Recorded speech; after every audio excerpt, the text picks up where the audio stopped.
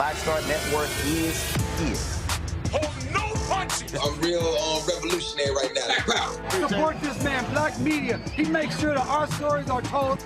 Thank you for being the voice of Black America, Roland. Stay black. I love y'all. All momentum we have now, we have to keep this going. The video looks phenomenal. See, this difference between Black Star Network and Black-owned media and something like CNN. You can't be Black-owned media and be scared. It's time to be smart. Bring your eyeballs home.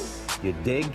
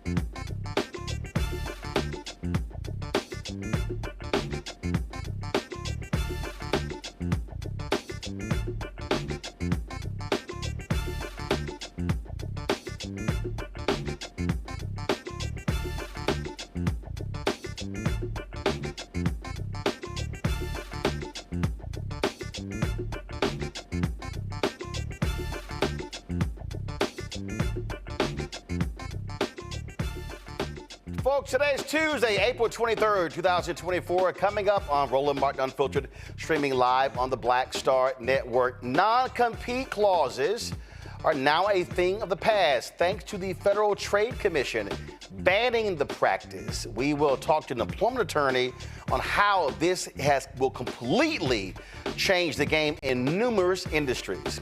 A federal judge in California found that the Alameda County Prosecutor's Office decades ago intentionally excluded Black and Jewish jurors.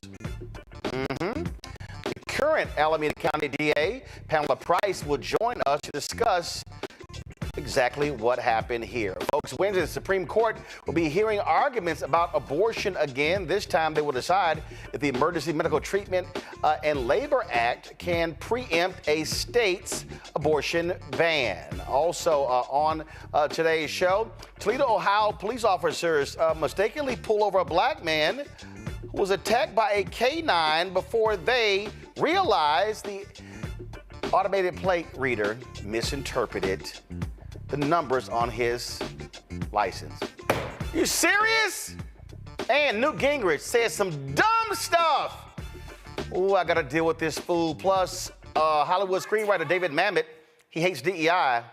You okay? I gotta deal with him as well. It's time to bring the funk on Roland Martin Unfiltered on the Black Star Network. Let's go. He's got it. Whatever the miss, he's on it. Whatever it is, he's got the scoop, the fact, the find. And when it breaks, he's right on time and it's rolling.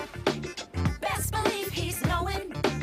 Putting it down from sports to news to politics. With entertainment just for kicks, he's rolling. It's on go, roll, y'all. It's Roland Martin, yeah. Rolling with Roland now. He's funky, he's fresh, he's real, the best, you know he's Roland Martin now.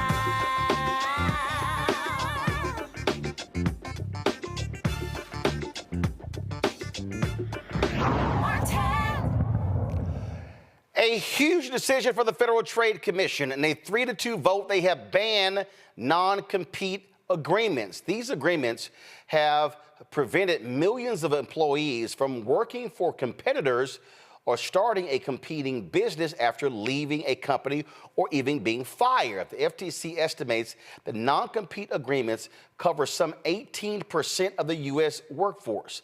Joining me now from Chicago is employment attorney Chiquita Hall-Jackson. Glad to have you on the show, Chiquita. This is, I don't think people really understand how major this is. In this industry, it is common practice for television anchors, folks in radio. I remember Tom Joyner had, I think it was like an 18-month non-compete when he worked in Dallas that kept, and so when he left KKDA FM to get a national syndicated radio show, they kept him off the air in Dallas like his first 18 months. The FTC says, guess what? That's out the window. Thanks for having me. Good evening. Good evening. It is definitely major for a lot of employees. And a lot of people do not understand when they get those welcome packages, they be so excited they finally got the job. And they just sign it, and disguising that welcome packages, non-compete, arbitration agreements, all type of agreements that people are signing their rights away to.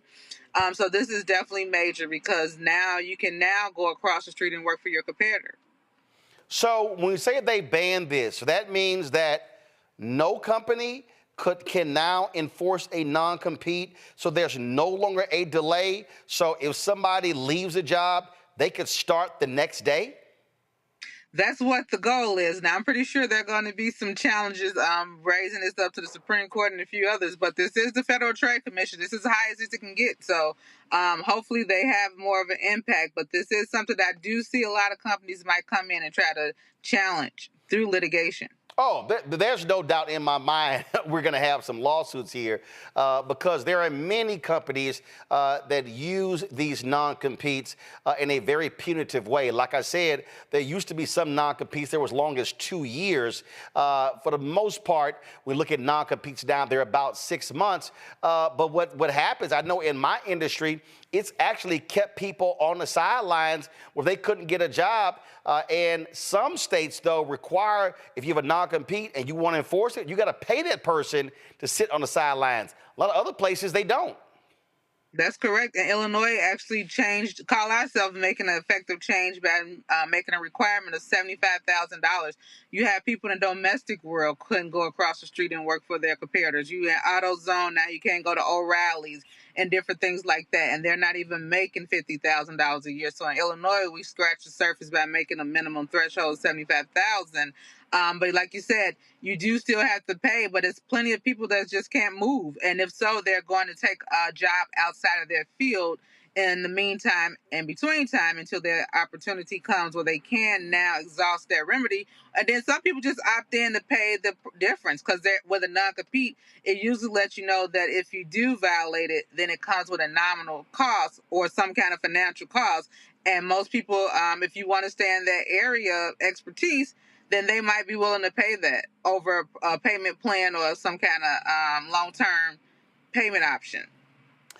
This here is the document the FTC, when it laid out the proposed changes. And they say here that according to the FTC estimates, the proposed rule could increase workers' earnings across industries and job levels from $250 billion to almost $300 billion a year. That's what it's all about. Someone they talked to their good friends to sit in these nice seats, and they said, look, you guys are holding up my money, and I saw they including patents. Now it's going to have opportunity for people to take their patents and get where they're working ideas and get a patent themselves versus paying it through a third-party company where they're not getting paid. Their salaries remains the same regardless. I had one client, he had 21 patents from one company over 21 years, and his name was on none of them. It was all owed to the company, but it was his inventions, his idea. And now you open up the floodgates for those opportunities where people can now own their own patents regardless. If they leave this company, now I can go across the street and start my own competing company and also get my idea patent. Here's what's crazy. They actually listed a few examples here. Here we go back to my iPad. Michael, a single father, found work as a security guard for a Florida firm a few weeks after accepting the job, which paid around $11 an hour. His overnight child care fell through and he resigned. Months later, he took a job as a daytime security guard at a bank, making almost $15 per hour. But his new employer let him go when the previous employer sent a letter stating that Michael had signed a 2-year non-compete for an $11 an hour job. The next one here says Gene, a vice president at Amazon, who had signed a non-compete, left the company to serve as head of product for a tech startup, Smartsheet. Amazon sued to block him from taking the job. After unfavorable media coverage, Amazon dropped the suit. Under the leadership of Gene and others, Smartsheet thrived and exceeded $500 million in annual revenue. Gene left the firm in 2021 for a new startup. And so people might think, well, these are, high-paying jobs. The vice president still was a security guard. And who the hell signs a security guard to a 2-year non-compete? What trade secrets does he have? Yeah. It's just greed and power, and that's what it boils down to. But I tell people all the time, and I actually wrote a book talking about how to navigate workspace, because people just sign. I'm pretty sure he wasn't even aware that he signed that agreement. You get a welcome package, just your hiring package. All you're looking at is your pay, what days you need to report, and that you're actually going to be starting work somewhere, and you just signing away. You don't know what you're signing. Absolutely crazy. So we'll certainly see what happens next if there are any lawsuits. But this is a huge, huge win for workers' rights. Chiquita, we appreciate it. Thanks a lot. Thanks for having me. Enjoy your All week. right, got to go to a break. We come back. I will talk about this with my panel. I'm sure they can't wait to weigh in. You're watching Roland Martin Unfiltered on the Black Star Network. Be sure to support us in what we do by joining our Bring the Funk fan club. Our goal is to get 20,000 of our fans contributing on average $50 each. That's $4.19 a month, 13 cents a day. If you want to help us build this network, build this show, and the multiple shows that we have, please do so by sending a money order or check to P.O. Box 57196, Washington, D.C., 20037-0196. Cash App is $RM Unfiltered. PayPal R Martin Unfiltered. Venmo is RM Unfiltered. Zelle, Roland at RolandSMartin.com. Roland at RolandMartinUnfiltered.com. Download the Black Star Network app. Apple phone, Android phone, Apple TV, Android TV, Roku, Amazon Fire TV, Xbox One, Samsung Smart TV.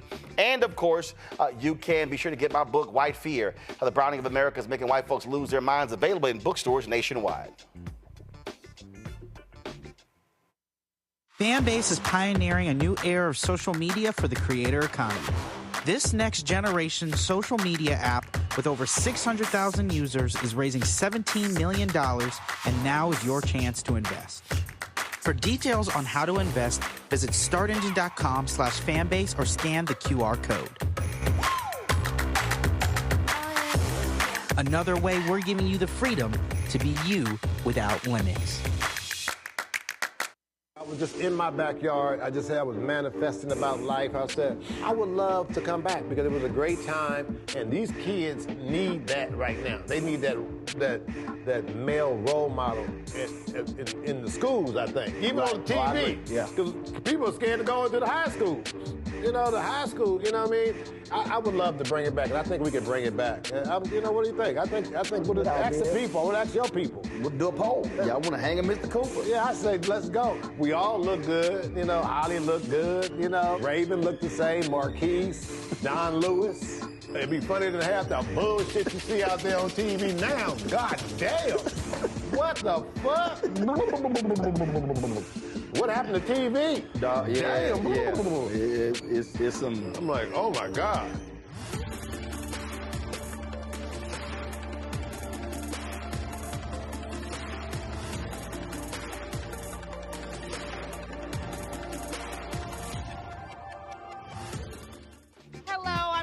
Mitchell, a news anchor at Fox 5 DC. Hey, what's up? It's Tammy Roman, and you are watching Roland Martin Unfiltered. All right, time for my panel. Jonquel Neal, trial lawyer for the Jonquel Neal firm out of Atlanta. She got her Beyonce blonde hair coming back from her vacation for her birthday. Yeah, oh, you didn't think I was going to say anything? You didn't think I was going to? Really? Okay. Yeah, sure. I see everything. Dr. Mustafa Santiago Ali, former senior advisor for environmental justice at the EPA, also out of D.C. Joy Chaney, founder of Joy Strategies out of D.C. Glad to have all three of you here. Jonquel, I want to start with you. As I said, I don't think people realize how huge this is, but some of these things are crazy. Here, go back to my iPad. Listen to this story right here. This is from the FTC. Keith, a factory manager for a textile company, saw his paycheck dry up after the 2008 financial crisis. A rival textile company offered him a better job and a big raise. A non-compete blocked him from taking it. Keith fought the non-compete, but the 3-year legal battle wiped out his savings. Now, this is the one that is a trip. A phlebotomist, a technician who draws blood from blood testing, drove long hours around upstate New York, performing physical exams and collecting specimens. She was offered a job by a clinical lab that offered more regular hours, higher pay, and no travel requirements. But the offer was rescinded when the company discovered she was subject to a non-compete. The thing is, again, it's in so many industries, and this is so pervasive. And so this FTC decision by the 3-2 vote has far-reaching implications in every job field. That's absolutely correct. The only field that I'm aware of where non-competes are not a general practice is in the field of law, because we're generally restricted by state already. So one of the things as it relates to non-compete agreements, this is a huge win for employees all across the country. I mean, essentially, what the findings show from some of those case summaries are that every state, well, a lot of states, they regulate non-compete agreements, right? There are certain provisions in non-compete agreements that it can be found unconscionable, right? But just like that summary said, that case study, who, with the people that they're using these against, right? Who has the resources to fight the legality or enforceability of the a guy making $11 an hour cannot fight a company, and he's going to a job making $15 an hour.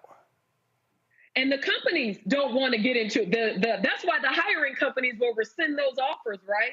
Because they don't want to get involved and entrenched in a legal battle over prospective employees when they can just hire someone that doesn't have the same restrictions. So it's really, really a big win, and I'm very, very excited about it.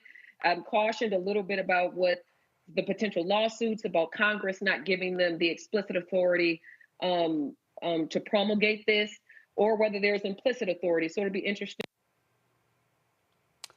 Mustafa, I'm going to go to you.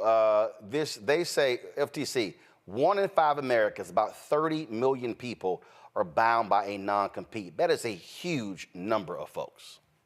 No, it most definitely is. You know, I've even had to sign a couple of non-competes over the years, and luckily I had great attorneys who could take a peek at it. But this is really something for the everyday person. And as been stated earlier, it is not just for the wealthy or those who are, you know, making those larger sets of salaries. So it's important. I think I would be remiss if I also didn't bring into our conversation, you know, that we need to make sure that these types of things can't be rescinded or amended. Because often when we're dealing with one administration, then we move into another administration, individuals will try and find a way to take away rights, because this actually gives everyday working class people rights. And we know that there has been an attack on that. So those who have a specialization in this area, hopefully they can help us to understand, is this locked in? Or will we have to continue to fight to make sure that these rights stay in the hands of people? Joy, that was the point I was about to make, is because this is a perfect example that people need to understand. This is a difference when it comes to elections, who gets elected and who does not.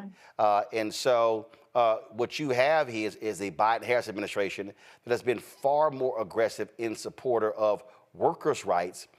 You've had the FTC and the DOJ being very aggressive against mergers that have led to job losses and led to consolidation, higher prices as well. And I'll give you an example right now. You've got some folks looking at this potential sale of Paramount or their parent company, National Amusement, and they say, hey, maybe we wait until after November, because a Republican win by Trump means a far more lax Federal Trade Commission and DOJ when it comes to these issues, as opposed to a Democrat Biden-Harris administration that's far more likely to stand with the workers as opposed to the big company and the owners. That's right. When we say elections matter, we mean economic rights. We mean what the FTC, maybe a commission you didn't even know about or hear about, but it impacts your ability to make money. So much of this is about workers, but it's also about small business owners who are now going to be able to innovate and perhaps create new innovations that we had not originally thought of because they're not saddled with the non-compete clause. So this is really important. And let me just say, one of the best things about the 1619 Project is it really talked about and broke down how slavery bleeds into not just what impacts people of color, but what impacts all sorts of people, working class people, the little guy.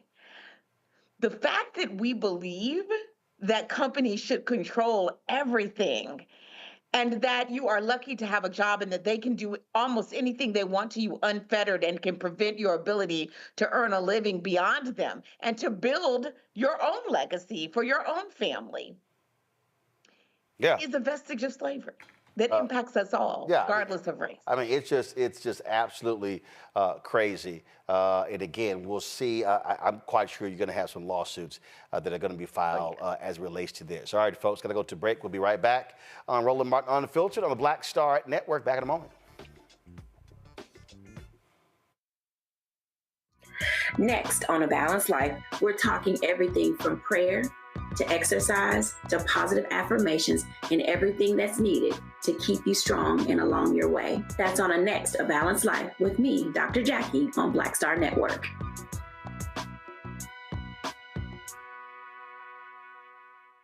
Fanbase is pioneering a new era of social media for the creator economy. This next generation social media app with over 600,000 users is raising $17 million, and now is your chance to invest. For details on how to invest, visit startengine.com/fanbase or scan the QR code. Another way we're giving you the freedom to be you without limits. Grow your business or career with Grow with Google's wide range of online courses, digital training, and tools. Gain in-demand job skills with flexible online training programs designed to put you on the fast track to jobs in high-growth fields. No experience is necessary. Learn at your own pace. Complete the online certificate program on your own terms. Stand out to employers, get on a path to in-demand jobs, and connect with top employers who are currently hiring. Take one professional career certificate program or all 6. Earn a Google Career Certificate to prepare for a job in a high-growth field like data analytics, project management, UX design, cybersecurity, and more. All professional career certificate programs must be completed by December 31st, 2024. Scan the QR code to complete the application. There are 1,000 scholarships available. Grow with Google and J. Hood and Associates. Be job ready and qualify for in-demand jobs. Hello, I'm Jamia Pugh. I am from Coatesville, Pennsylvania, just an hour right outside of Philadelphia. My name is Jasmine Pugh. I'm also from Coatesville, Pennsylvania. You are watching Roland Martin Unfiltered. Stay right here. All right, things got a little testy today in New York City where Donald Trump was on trial. The judge of the case really went after Donald Trump's lawyers by saying, you really want to play with me when it comes to this gag order and his constant outbursts on social media. That took place earlier in the day. But of course, when testimony began, David Pecker, former leader of the National Enquirer, took the stand and admitted that they struck a deal in 2015 to help the Trump campaign by locking up or locking down stories of what people were alleging affairs with Donald Trump. They call these highly, highly confidential situations. Go to my iPad. This is from the Yahoo story here. It says that Trump's then lawyer Michael Cohen fed the tabloid negative stories about rivals like Senator Ted Cruz when they sensed him gaining momentum on Trump in the GOP primary, Pecker testified. Steve Bannon also pitched negative stories about Hillary Clinton to Pecker that the Enquirer published. But they had a deal called Catch and Kill, where the National Enquirer paid $30,000 to Trump Tower doorman so he could not discuss a story of Trump fathering a child out of wedlock. The short story was not true, but Pecker said, quote, I made the decision to buy the story because of the potential embarrassment it would have to the campaign of Mr. Trump. They also had a catch and kill example involving former Playboy model Karen McDougal, who was shopping a story about her having a sexual relationship with Trump. Quote, I think you should buy it, Pecker said he told Trump, who was mayor at the time during the 2016 campaign. The thing that's really interesting here is when you look at all these crazy Trump folk who act as if this is no big deal, Mustafa, is that it shows you how they don't care, And one of the things, though, that folks have been talking about is, the impact on potential independent voters. Here's a perfect example. Now, Fox News loves doing these, what I call dumb folks in diners stories. So what they do is they send out Lawrence B. Jones, who, you need a haircut. Send him out to interview these folks in these diners. They sound like idiots. If you want to see a true MAGA idiot, watch this woman who's wrapped in a Trump flag like she's in need of a blanket, just move to tears about how much we really need this thug back in the Oval Office. Listen. I was talking to this young lady right here. Hey, how you doing? Good morning. We were talking about the former president being under prosecution right now. What do you make of it? Do you think that is fair? No, I don't think it's fair. It's ridiculous. They're just trying to keep him busy so he can't run. You were telling me yesterday that as you thought about the case and you were watching about what was going on in New York, that it brought you to tears. Why is that? Tears, because we need Trump back or else we're going to lose our country. We're going to lose our country. And what's happening with these protesters is heartbreaking. It's history happening all over again, and they don't understand how bad it could get or will get if we don't get Trump back in. Thank you so much. Let's talk with some more folks here. Sir, how you doing? Good. I see you got your MAGA shirt on. I do. The president is... You know what? Let's go back and listen to another idiot. I just got to listen to another idiot. How do you feel about it? Do you think that it's fair? Not at all. They're going after him just to keep him off the trail.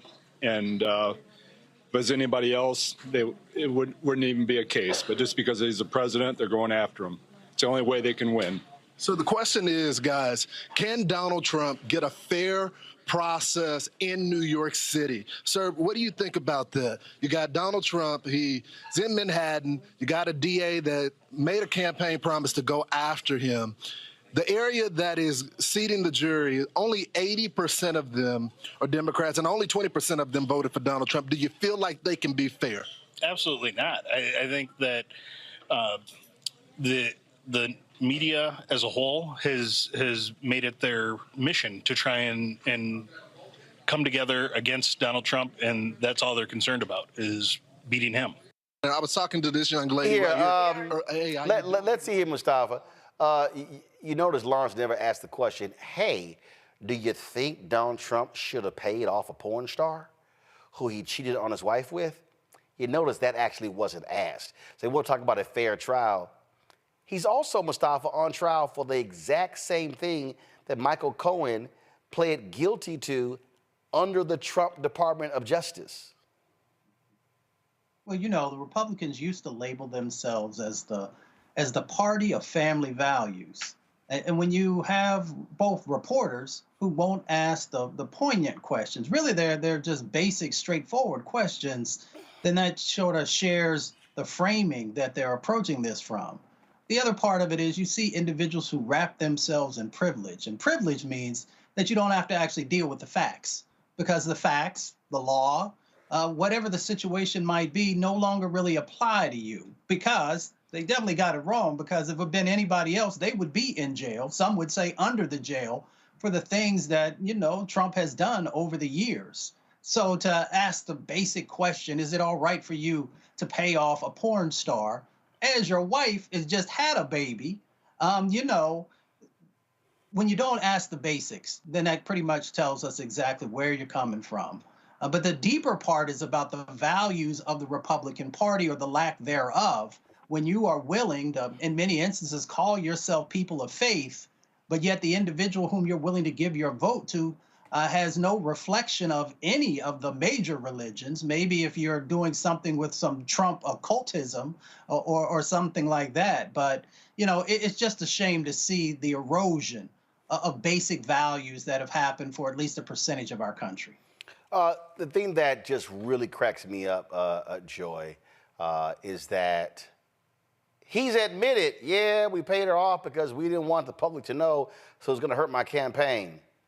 They never bring that stuff up.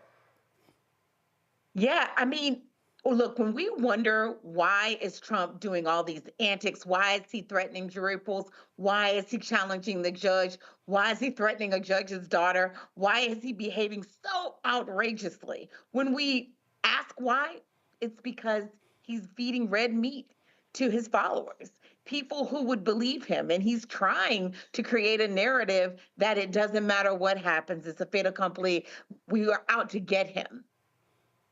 That is, and that it won't matter. He's going for voter nullification, not just jury nullification. Right. Because the facts, he's lost on the facts, on the merits. So he has to be on everything but the merits.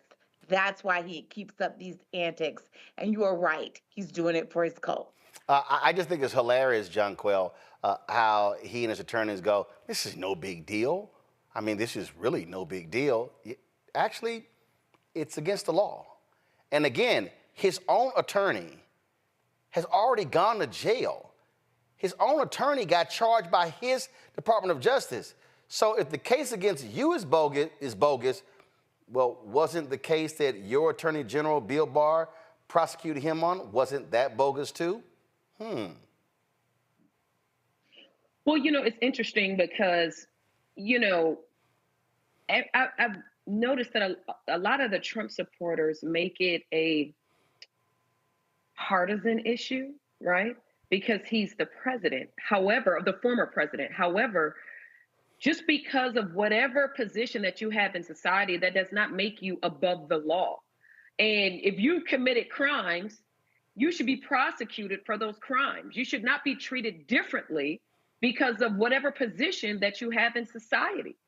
And frankly, not just that lawyer, tons of Trump's lawyers, right? If we even talk about the Georgia indictment, it's tons of his lawyers have been charged with felonies and tons of them have pled already. And so it's insane to me that a criminal trial is about what party you are associated with, when it has nothing to do with that. This is the criminal justice system. This has to do with pursuing justice. And you cannot commit crimes, and just because of whatever position you hold, that you're not held accountable to those crimes, including the violation of that gag order that was instrumented through the court. Yep. And how about this here? If you don't want to be prosecuted, don't break the law. I know that sounds like a novel concept, but it's kind of basic. It's kind of basic. All right, folks, hold tight 1 second. We're going to come back. We're going to talk about this case. I mean, this one county where they've been screwing over Black and Latinos for decades. Now they're trying to fix the issue because the federal judge said, get it done. We'll discuss that next. And also talk about the continuing attacks on DEI, this time from a major Hollywood screenwriter. Y'all gonna love this here. He claims that his daughters were not, they were not actually beneficiaries of nepotism because they sat next to me on set many a time. Ooh, whiteness is a powerful thing. And also, Newt Gingrich, did he actually invoke the work of civil rights workers in the 60s in an effort to defend Donald Trump? I've got a couple of things to say about that idiot as well. You're watching Roland Martin Unfiltered on the Black Star Network. Be sure to join our Bring the Fuck fan club. Your dollars make it possible for us to do the kind of coverage that's necessary. This show is a daily show. We have other weekly shows as well, and we're building the network out, but your resources are critically important for our growth. And so the goal is to get 20,000 fans contributing on average $50 each for the year. That's $4.19 a month, 13 cents a day. Send your check and money order to P.O. Box 57196, Washington, D.C., 20037-0196. Cash App is $RM Unfiltered. PayPal R Martin Unfiltered. Venmo is RM Unfiltered. Zelle, Roland at RolandSMartin.com. Roland at RolandMartinUnfiltered.com. We'll be right back.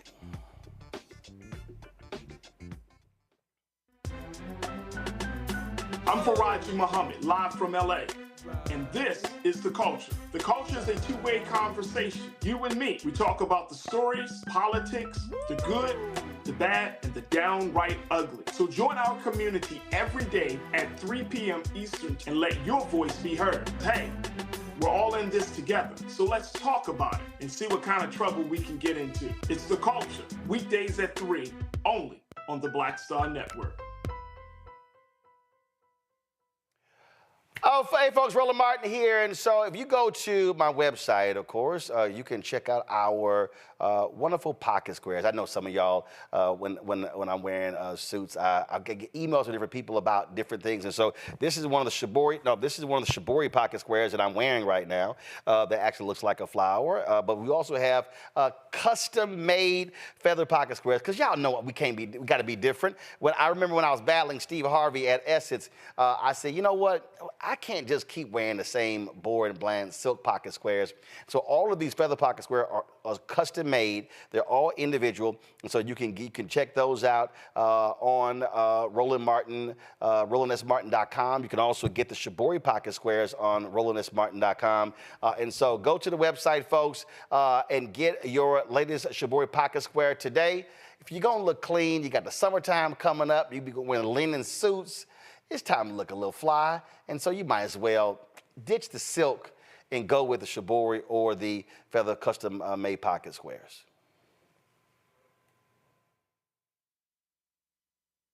Fanbase is pioneering a new era of social media for the creator economy. This next generation social media app with over 600,000 users is raising $17 million, and now is your chance to invest. For details on how to invest, visit startengine.com/fanbase or scan the QR code. Another way we're giving you the freedom to be you without limits.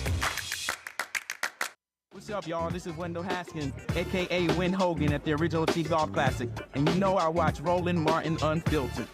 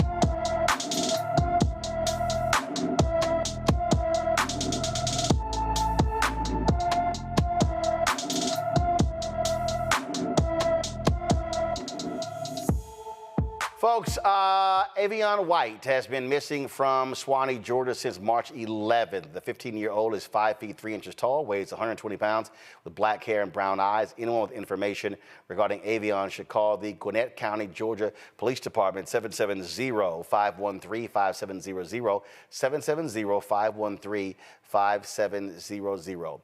A misidentified number read by an automated license plate reader in Toledo, Ohio, led to a canine dog attacking a black man who's now facing charges. This took place on April 11th when 38-year-old Brandon Upchurch was taking his cousin home when several officers stopped his truck with guns drawn. Brandon began recording the stop on a cell phone. He asked the officers why they stopped him. And we're about to show you what happened when Brandon exited his vehicle. Now, if you don't want to see this, now is the time to turn away or leave the room because it is certainly quite an uncomfortable video to watch. Here it is. Get out of the truck, do it now. Driver out. Driver out of the truck, do it now. Ma'am. Hands up. What is this all this for? What is all this for? What is all this for? What is y'all putting me over for? All I did is came from the store. Turn around. Passenger, keep your hands where I can see them. Ma'am, go this way. What did y'all put me over for? What am I stopped for? Y'all had to tell me I'm getting stopped. So y'all ain't gonna answer? That's big. When y'all ain't finding nothing, y'all, watch y'all get sued, all this. Y'all doing too much. Y'all doing too much. I ain't getting shit. Look at this. All I did is came from the store. Turn around. Turn around. Face away. I can record it. You're gonna get bit. On the ground, do now. Zach, passenger in the car. I got him here. What is y'all doing? You're gonna get bit. Get on the ground. Get on the ground. Get on the ground. What is y'all doing this for?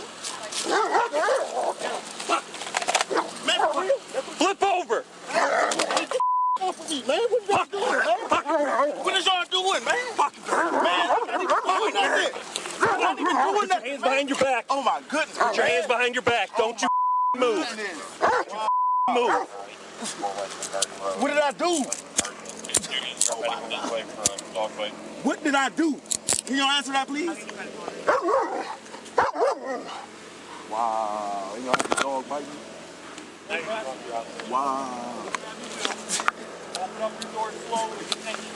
Your right hand. I can't wait for this lawsuit. Sit up. All right, I'm going to have you back down. All you have to do is get up.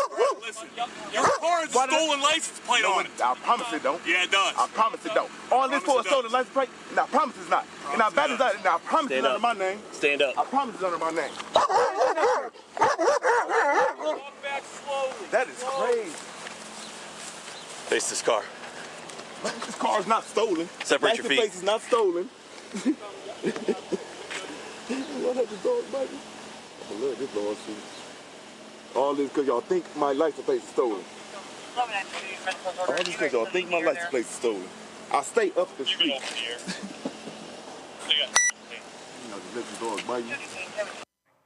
Now, folks, my producer has been in contact with Brandon. He was supposed to come on the show tonight, but his attorney advised him against it. The resisting arrest and obstruction charges still stand against him. Brandon has a May 9th court hearing. He says that he hopes the charges will be dropped then. The Toledo chapter of the NAACP is demanding an investigation into the incident. It's crazy to me, John Quell, that they screw up, sick a dog on them, but you still want to hit them with obstruction charges on a bogus arrest.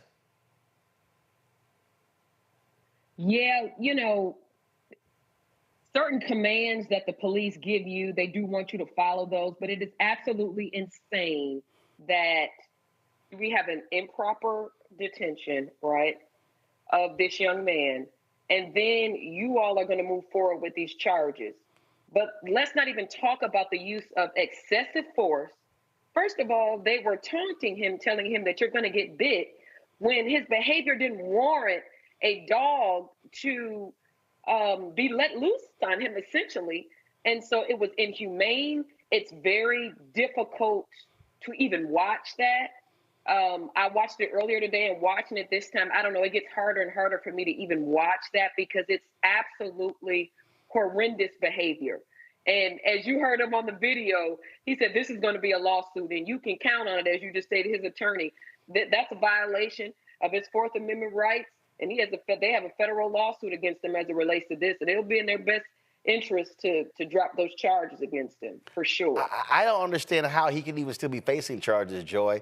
I mean, this is a massive screw up. They should be saying, hey, please, pretty please, don't sue us, drop everything, because we're going to have to pay him some serious money. With apologies. Who's the prosecutor? Drop this case. I'm sure that is what will happen. But here's the thing. I was disturbed even before the dog came out. Why did they approach his car with guns blazing like that? I mean, every time it's a Black person, every time there's a Black person, it feels like an over response. Multiple people. I would have to watch it again to see how many cop cars were there. But I mean, guns blazing. And where's the compassion? Because to be honest with you, when you know that you have not done anything wrong and you have people coming at you with guns out and a dog, which is threatening, and you know that you have done nothing wrong, that is hurtful and that is infuriating. You're just trying to go home. They need to drop this case, and we need to evaluate the dignity that is shown Black people in this country because it is sincerely lacking. Absolutely. Mustafa, go ahead. I mean, it is what we talk about. It is about stripping power away from folks of color. It is about the dehumanization. I am very aware that it is difficult to be a member of law enforcement. But at the same time, you have to also understand that you cannot strip away people's civil rights, their human rights, and we continue to see this time and time and time again. I'm also reminded of how folks have used certain types of dogs to threaten us. We've all known and seen with the civil rights movement, but not just civil rights movement. There have been other protests where folks have brought dogs in to push people back, to attack them, to make sure that they understood that you don't have any power in this situation. At any time, we can release this animal to attack someone who we see as less than human. So we've got to understand all the various dynamics that are at play here, because, it is about mentally, spiritually, and physically stripping away a person's humanity when we see these types of situations. So yes, there will be a case that moves forward, and yes, this individual will find some form of remuneration, but you can never give somebody back that dignity that you strip from them. You can never make them not be afraid the next time that there is an officer that's in their vicinity following behind them, or whatever the situation may be. So you can never return that to this individual. But you can, as we say, hit them in the pockets to make sure that they do something in these police departments. One, strengthening whatever particular system that they have and the information that's in there, but also in how you engage underneath the paradigm of serve and protect. Well, and that's the thing right there, Jonquel, just these cops' decisions. And what still is crazy is, and they go, oh, my bad, it was a mistake. I remember that was another story. It was involving a black cop where she punched in the wrong number. And they had guns drawn. They had scared the hell out of the husband, the wife, his son. They think they were returning from a basketball or a football game. And I mean, hell, you can't, that's traumatic. And so, I mean, even my bad ain't good enough when you've had guns put in your face and you've been slammed against, a hood of a car and handcuffed. In this case, dude was bitten by a dog. I mean, my bad just don't cut it. It certainly doesn't. And frankly, that kind of trauma could affect him for the rest of his life. And that is why these lawsuits, these civil rights lawsuits, are so important, that I urge everyone in the community, when approached by law enforcement and you are dealing with these kinds of cases where they have used excessive force, whether that is tasing you or a dog being sicked on you, or the excessive force by the hands of them physically, to seek counsel and seek it immediately so that they can be sued. Because you're right. Your mental health is at stake, right? Your dignity is at stake. How you even drive or operate will no longer be the same, right? However, one of the ways that can assist you is winning $1 million lawsuit against them. That can assist you in some way, and hopefully be a deterrent for these law enforcement agencies and hold them accountable for their behavior. Well, I just say we also need to be able to sue individual police officers. There has to be some hit in the pocket for individual police officers. And yes, we know that they were just being covered. They would have some kind of professional insurance. That's fine. But there's a reason why in every other profession, when you're out there doing your work, if you're a doctor, if you're a lawyer, whatever, you can be sued for malpractice. You can be sued for these mistakes. We have got to change the equation. When they're out there thinking, how do I approach this person? Do I approach them as if they're some kind of known terrorist over a potential car theft? Or do I make some inquiries before I get that far? Do I put them face down in wet grass and trash? Do I stick a dog on them? What is my responsibility and what might be the consequences to me? We've got to make sure that people just can't go, get suspended, get reprimanded, move on to the next town, or as if nothing happened. There has to be something, and it won't happen often. It'll just take one or two people to change the equation, make them rethink. Yep. Absolutely. All right, folks, let's go to Alameda County, California, where a federal judge has ordered the California DA there to review more than 30 death penalty cases after uncovering evidence that prosecutors may have wrongfully worked to systematically exclude Black and Jewish folks from juries of homicide cases. U.S. District Court Judge Vincent Chabria says there is strong evidence that, quote, in prior decades, prosecutors from the Alameda County District Attorney's Office engage in a pattern of serious misconduct. Joining us right now is the Alameda County DA, Pamela Price. Pamela, glad to have you back on the show. Folks have been trying to recall and get you thrown out of office. They were pretty damn quiet when this stuff was happening under your predecessors. Absolutely, Roland. Thank you for having me back. It is clear that there were serious evidence or evidence of serious misconduct by some of the deputies who served in this office before I got here. When I was elected on a reform platform, it was because our community did not trust this office, had many questions about some of the injustices that we had seen, the double standard. And so I came into the office with a mandate to clean it up, to reform the office, to bring ethical and culturally competent and compassionate service to the people of Alameda County. And Judge Chambria's direction to me is consistent with the direction that any ethical prosecutor would feel mandated to follow in light of the evidence that we found in Mr. Dykes' case. And so was this discovered after you took over and y'all began to review cases? Absolutely. In January, Judge Chambria invited me to attend a settlement conference that he was convening in the case of Ernest Dykes. Mr. Dykes was convicted of murder in 1995 and sentenced to death. And Judge Chambria was assigned the case. In California, we have a moratorium on the death penalty. So we have many people on death row who still have the opportunity to appeal their sentences. And Mr. Dykes had appealed his sentence to the federal court.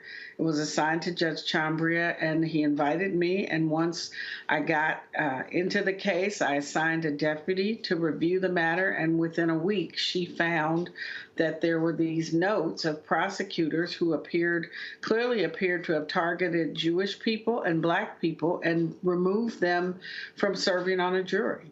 This is a long-kept secret, unfortunately, in Alameda County. There were other cases before me where death verdicts were overturned because the remedy is to the verdict cannot stand if it is constitutionally infirm. And so that had occurred, but none of my predecessors had taken the appropriate action. One of the things that we often do not see when these things happen, we don't see any action taken against those prosecutors. There's a prosecutor in Kansas, Tara Moorhead, who has been just evil for 4 decades and forcing confessions, in cahoots with road cops. And she now has to give up her law license, give it up voluntarily because she's going to get disbarred. Does your office plan on going to the state bar and actually seeking the disbarment of any of these previous prosecutors and forbidding them from practicing law? Not at this time. Fortunately, all of the people whom we believe engaged in the misconduct left the office before I was elected some time ago. Some of them may be deceased. We are not focused on them at this time. Our focus is to assist the families, because there's no question that these folks committed these heinous crimes or crimes that hurt other people. But the problem is it does not matter if they did not get a fair trial. We have to do it right. And so our focus has been on, first and foremost, supporting the victims and the survivors of family members who thought these cases were over 30 years ago, 20 years ago, and to get a call out of the clear blue sky because of some misconduct of prosecutors that now the case is reopened and has to be reviewed. That's a terrible phone call to get. And so we first had to create a process by which we could support the families of those who lost their lives. And then ultimately it's our duty to cooperate with the court and follow his direction and work with defense counsel to identify what is the evidence, what is the remedy, and how do we fix this long before we get to trying to find these prosecutors. Questions from the panel. John Quill, you're first. Yes. First, I'd just like to say that kudos to you for turning over that evidence and stopping the cycle right where it was happening. You know, as a prosecutor, and I'm a former prosecutor, you have an oath to dutifully and impartially, without fear, favor, to do justice, right? And kudos to you for doing that. One of the things that, as you alluded to initially, was that the proper remedy, if this did happen, is overturning the case. And so 35 potential cases to be potentially overturned that would potentially have to be retried, or maybe some kind of lesser charges or sentence recommendations. I mean, some people do plead to life sentences. However, so I'm just wondering, is there a plan in place with, if there is a voluminous of these trials that have to be retried, is there a plan in place to deal with that? Of course. Yes. Thank you. You're absolutely correct. I ran for this office in 2022 and was elected as a minister of justice. And I take very seriously the mandate under the California state bar rules that a prosecutor is not an advocate, is not simply an advocate. A prosecutor is a minister of justice. And it is my responsibility to make sure that the Constitution is followed and is respected in every way and in every case. And we have recognized 35 cases is a huge number of cases. These cases are old. Some of the cases, the case files are not complete. Some of the cases we have not been able to identify the survivors or to locate them. So I quickly convened a team, and Judge Chambria gave me the grace and the time to work through that. We had to create a process to identify and contact the victims. We had to create a process to locate the files. And then we now have a process in place where we are starting the review. And Judge Chambria has been very clear that this process, we are going to get to the bottom of this. And he wants to know who knew what when. And we are fully committed to following that direction. Joy. First of all, God bless you. We're so glad that you are in this role. 2 questions. Have you talked to other prosecutors about your process and how they could do the same, or why they should do the same? I know you're focused, you're busy, but you're a woman of power and influence. And I know that you won't want to just stop here. Have you, offered to talk to them about how they can show the same level of leadership? Not at this time. I am one of only 3 African-American women elected prosecutors in the state of California. And I'm newly elected still. So I am still very much gaining the trust of the deputies in my office who did work under my predecessors and changing the culture in our office. And I often tell my law enforcement partners, I don't tell you how to do your job. Don't tell me how to do mine, okay? And I won't help you clean your house because I'm busy cleaning mine. And so I will continue to clean my own house and to manage my own organization in a way that, again, comports with the Constitution and our ethical obligation to protect public safety while advancing justice. That is the message to my prosecutors. We do have compassion. We have compassion for our victims, for our survivors, for our witnesses, and we have to have compassion even for those who committed the worst crime. Brian Stevenson says none of us want to be judged by the worst thing we've ever done. And in California, we are moving away from the death penalty. Our governor has declared a moratorium on the death penalty. We have not executed anyone in more than a decade. I believe 2020 was the last time. But across the state, prosecutors are getting that message. And most recently in Santa Clara County, which is one of our neighboring counties, the district attorney in that office did essentially say that he is going to move to remove the death penalty sentence from all of the cases in his jurisdiction. He has 15 cases. Our situation's a little different. We have 35 cases that we know about. We know that it could be more. As we dig more, we are prepared to follow the trail wherever it leads. But we have to do that on a case-by-case basis. We can't just do a blanket change. We now have to evaluate, because every conviction that is not constitutionally solid and did not comply with the mandate of California law will have to be fixed. Mustafa. District Attorney Price, thank you. And I'm just going to leave it at thank you, and folks can fill in the blank. We often talk about a right to a jury of our peers is enshrined in the Constitution. Can you share with folks how important it is to actually be a part of a jury, because lots of times folks will find reasons not to participate. And for me, voting, both, that's important. And then the other side of the equation is the jury, the opportunity to actually do your civic duty. So could you just share with folks why that's important? Everything in the law depends on the jury. It is the one place where everyday people can come together and make a decision about how to hold someone in their community accountable.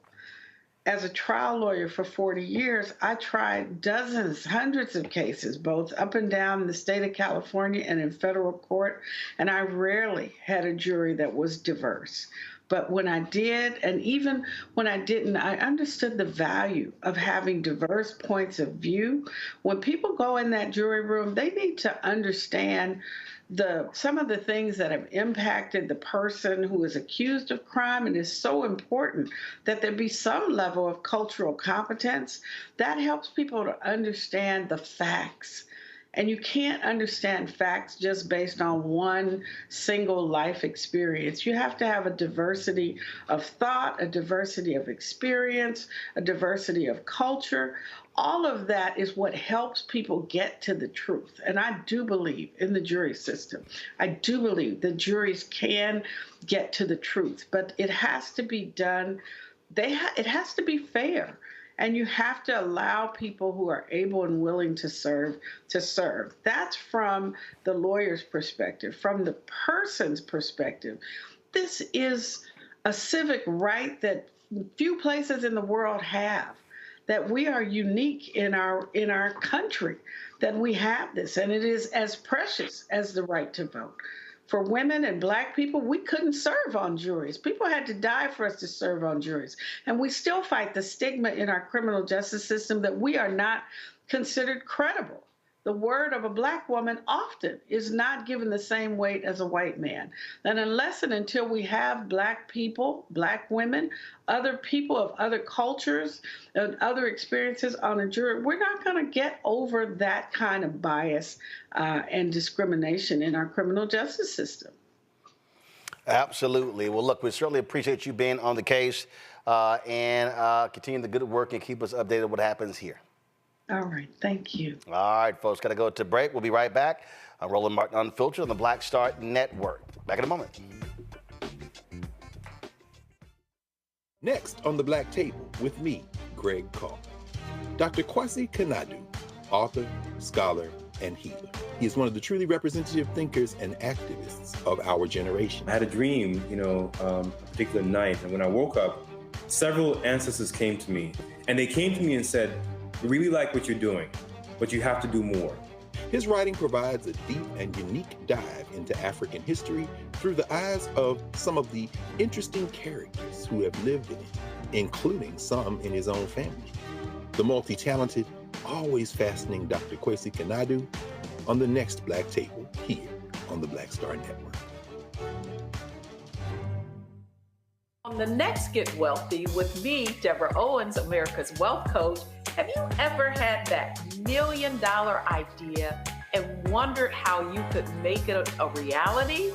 On the next Get Wealthy, you're going to meet Liska Askalise, the inventress, someone who made her own idea a reality and now is showing others how they can do it too. Positive, focusing in on the thing that you want to do, writing it down, and not speaking to naysayers or anybody about your product until you've taken some steps to at least execute. Liska Askalise on the next Get Wealthy, right here, only on Black Star Network.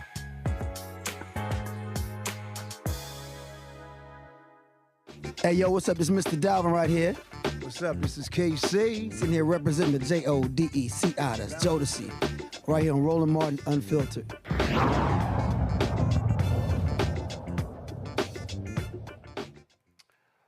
All right, folks, Supreme Court will be hearing oral arguments on another case dealing with the issue of abortion, this time Idaho versus United States. The issue is whether medical providers can give emergency abortion care under the Emergency Medical Treatment and Labor Act, the federal law requiring hospitals to provide stabilizing treatment to patients who show up in emergency rooms. Idaho has an abortion ban that only includes an exception to save the life of the pregnant person. It contends that the law does not preempt its abortion ban because there's no conflict between the state and federal law, since that federal law requires physicians to do everything in their power to preserve the life of both the pregnant person and the fetus. Sabrina Talukder is the Director of Women's Initiative at the Center for American Progress. She joins us right now. Sabrina, glad to have you here. So walk us through this here, because we saw stories last week where women showed up at an emergency room in Texas. They refused her care. One of the women died as a result. And we're seeing hospitals that are saying, hey, we're handcuffed by these state laws because we don't know if we should treat these patients. If we make a decision on the spot to actually abort the fetus, then they could be prosecuted. And so some doctors are saying, hey, I can't do anything, and that's endangering the lives of folk. And I thought these conservatives were pro-life. That's a really great way to end it, and thank you so much for having me. The heart of this case is about an untenable conflict that Idaho's near total abortion ban places physicians in. Idaho's near total abortion ban says that abortion is outlawed in every single circumstance except for 3 very narrow instances, which, as you said, includes the life of the patient. However, EMTALA, the Emergency Medical Treatment and Labor Act, says that stabilizing medical treatment has to be provided to anyone that enters an emergency department, even if they can't pay. And for 40 years, for as long as EMTALA has been around, abortion care has always been considered stabilizing medical treatment. And this isn't a workaround of the Dobbs decision, and this isn't, something new. This has been going on for 40 years, and the reality is that what the Idaho state legislature could not have fathomed because of their political views is that abortion care is health care, and abortions are sometimes necessary to prevent the deterioration of health for a mother.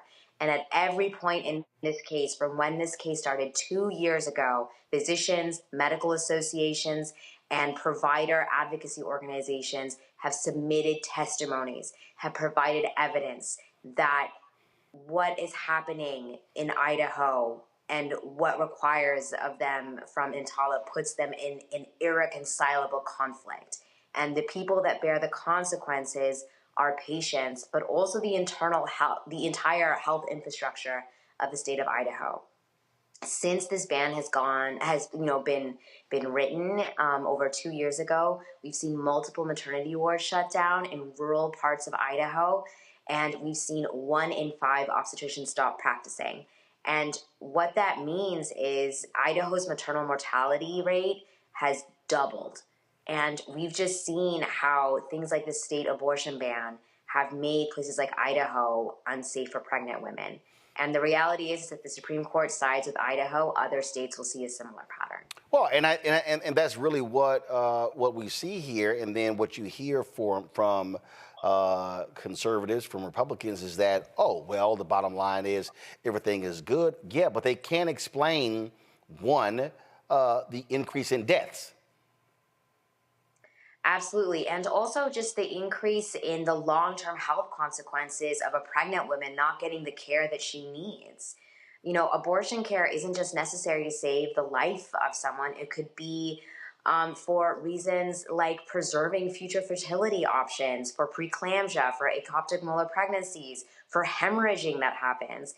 Being pregnant is a dangerous situation, and women are really vulnerable to so many long-term health consequences.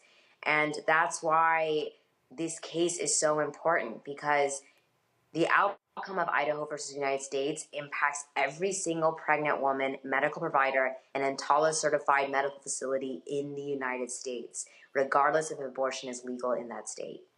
Questions from our panel. Joy, you first. Well, first of all, thank you so much for being on tonight. And I would want to give you time to talk about CAP has another report out, I believe this on how far people have to drive. So I don't know, to get abortion services, which is really unbelievable, and how it tracks with the poorest people in the nation. They have to travel the farthest to get abortion. Their reproductive health care has been severely limited. But I also want to ask, what are the implications outside of abortion to a bad Supreme Court ruling here? That's a great question. And the implications are far reaching and profound. We've already seen, as I mentioned, in the state of Idaho, just a complete change to access to healthcare. Maternity wards have shut down. 1 in 5 obstetricians have stopped practicing. There are 50% less OB-GYNs applying for training and to do their residency in Idaho. And half of all of the maternal care specialists in Idaho have left. And that's because no one wants to practice in a state where your job is subjected to criminal and civil sanctions. And this is a trend that we're seeing across the entire United States. That, people just can't work in places that criminalize their oath and criminalize their job. And the people that are directly impacted by this, it's not the Idaho State Legislature, it's vulnerable pregnant women. And Idaho already ranks last in the country for provider to patient ratio. And what we'll see is just profound consequences on women's access to basic health care, to maternity care, prenatal care, etc. And another really important consequence that I feel like people aren't talking enough about is about the potential for carve-outs to EMTALA. If the Supreme Court sides with the Idaho State Legislature, it'll send a message and create a legal precedent for state legislatures to carve out EMTALA for a variety of things. It could be based on a population. It could be for high-cost conditions. The list really goes on, and it's really scary because EMTALA is the bedrock of emergency care in the United States. It could be for aid-related emergencies. It could be for chronic conditions. State legislatures can just say, I don't like that. I think we should take it out. And pregnant people will already be rendered second-class citizens if the Supreme Court sides with Idaho. They will not have the same degree of federal protections as anyone else. And the horrific consequence is that even more populations and even more conditions will be subjected to potential carve-outs. Jonquil? Yes, so and thank you so much for being here. Studies have shown, of course, that African-American women have a high maternal mortality rate and actually one of the highest in the world. And so with that being the case, if in fact the Supreme Court does side with Idaho, what effects, disproportionate or not, will that have on minority women and their access to health care while pregnant? Thank you so much for bringing it up. We are absolutely in the midst of, and we have been for a long time, in a Black maternal mortality crisis, and also a crisis of maternal morbidity, where even if someone does survive birth, they have to endure long-term health consequences because the prenatal and postnatal care they received, if anything, was so minimal and, quite frankly, pathetic. And what will happen in Idaho versus United States is, of course, groups that have already been given less access to care will suffer even more, and the impacts will be disproportionate. And what we're also dealing with is the criminalization of care. We've already seen Brittany Watts being taken into court in handcuffs because she was rejected from an emergency department 4 times because she was going through a miscarriage. And that's something that we don't talk about enough, that yes, there will be horrific maternal health consequences, an increase in infant mortality rates, etc., because Black, brown women are going to be the access, the critical access point will be even less than it is today. But there's also the fear of criminalization. People don't want to go to the hospital anyway because of the discrimination and, sometimes just violence that they're subjected to. Why would someone want to go when they're scared that abortion might be illegal in their state, or they think that going to an ER department is now illegal in their state? And this issue really highlights the intersectionality of the criminal legal system and how it is used now in an abortion context. And as history has shown, it will be used disproportionately against Black and brown women. And that's why this case is so important, that this case does not impact just Idaho. It impacts every single pregnant person in the United States. Mustafa. Sabrina, thank you for everything you do and everything that CAP does. America has always wanted to control women's bodies. We saw what they did with Black women, brown women, indigenous women for hundreds and hundreds of years. Can we talk about the strategy for everyday people getting engaged to make sure that we can get wins in this space? Because we often talk, and we should, about the impacts that are happening and the disparities. But there are a lot of folks who want to know, how do I get engaged and how do I become a part of a movement for change? That's such a great question. I'm so grateful that you asked that. I think that hope is a verb, and in a situation like this, where the intersectionality of abortion access, the politicization of our judiciary system so disproportionately impacts marginalized communities of color, this is such a wonderful question. To me, there are so many ways to get involved to improve access to basic care for marginalized communities within this space of abortion access. I think first, advocating for Black women-led centers of care, whether it's doula care, community care, etc., that allow people to safely access culturally competent and trauma-informed services. And this is part of, federal legislation and state legislation that's been happening across the country. I think second is, across the country, we've seen in red, purple, and blue states that abortion wins. And we've seen far-right state legislatures do everything in their power to make it really difficult to put a ballot initiative on the agenda. And we've seen in states like Ohio that people have really banded together, organized, and overcome those hurdles that state legislatures have put in. And I do think that abortion access has become a rallying cry for women across political ideologies in a way that we haven't seen recently. And I'm really hopeful that through storytelling, people can understand that regardless of your zip code and regardless of what party you come from, that lack of access to abortion care is lack of access to health care. We have a really incredible storytelling series on our website that goes into, 4 medical providers in states with abortion bans and what it means to provide care, what it means to be able to be safe from criminal sanctions because of EMTALA, and what it means for them to turn away patients or wait for their legal department to tell them, oh, now it's okay, your patient is bleeding out in front of you and you're at the point of dying, like they're at the point of dying, now you can operate and abide by your oath.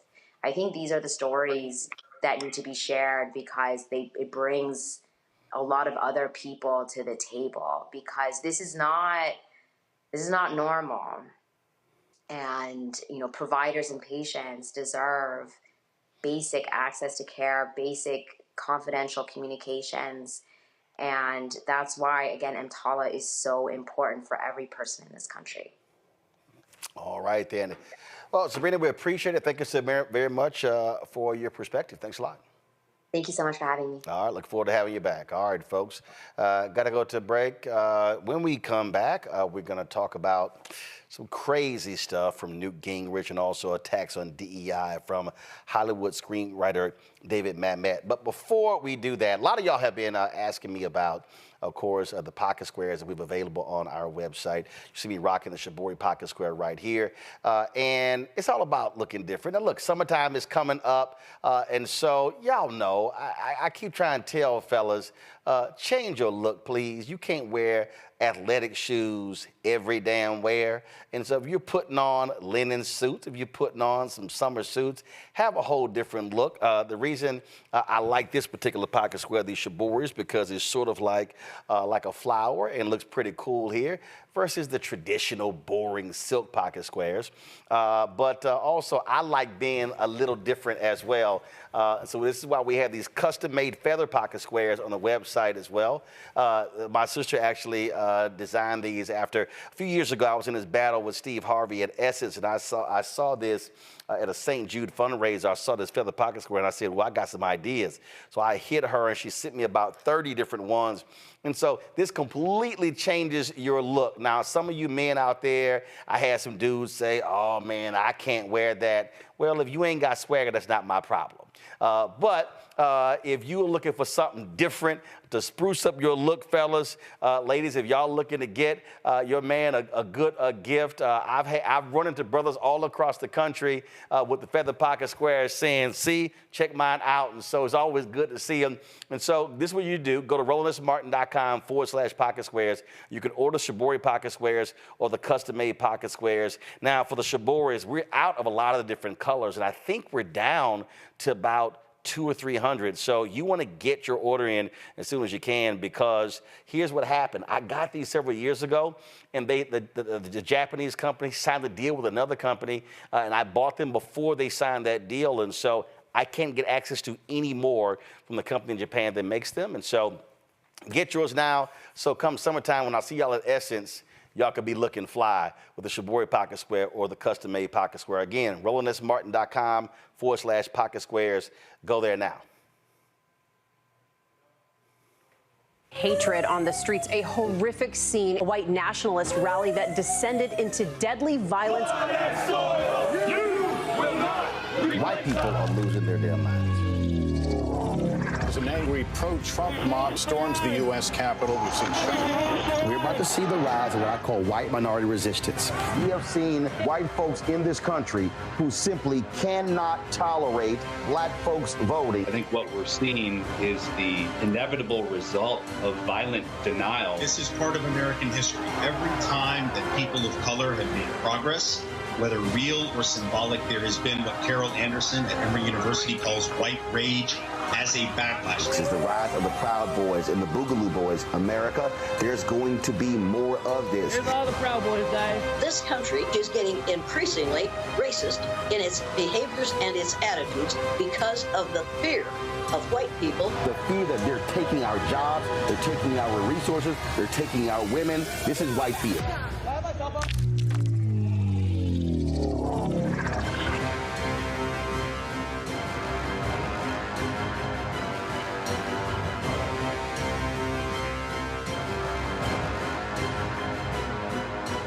Fanbase is pioneering a new era of social media for the creator economy. This next generation social media app with over 600,000 users is raising $17 million, and now is your chance to invest. For details on how to invest, visit startengine.com/fanbase or scan the QR code. Another way we're giving you the freedom to be you without limits. What's good, y'all? This is Doug E. Fresh, and you're watching my brother Roland Martin Unfiltered as we go a little something like this. Hit it. It's real.